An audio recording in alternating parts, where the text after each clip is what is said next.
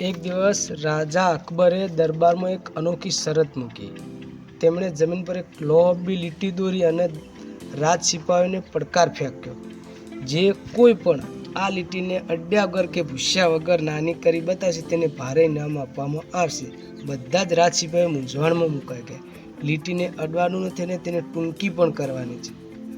આ કેવી રીતે શક્ય બને? દરેક એકબીજાના મોઢામાં જોવા લાગ્યા.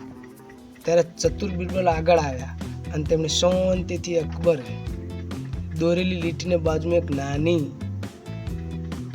તેનાથી મોટી લીટી દોરી. જેવી બિરબલે મોટી લીટી દોરી કે તરત જ અકબરની પહેલી લીટી તેની સરખામણીમાં નાની દેખાવા લાગી. અકબરની લીટી ટૂંકી થઈ ગઈ, અડ્યા વગર. બિરબલની ચતુરાઈ ફરી એકવાર સાબિત થઈ. રાજા અકબર બિરબલની આ બુદ્ધિ જોઈને અત્યંત પ્રસન્ન થયા અને શરત મુજબ તેમને ઇનામ આપ્યું. તો આ વાર્તાનો બોધ એ થાય કે ઘણીવાર મુશ્કેલ સમસ્યાનો ઉકેલ બળથી નહીં પણ બુદ્ધિથી વાપરીને દ્રષ્ટિકોણ બદલી જાય છે. જય હિન્દ, જય ભારત.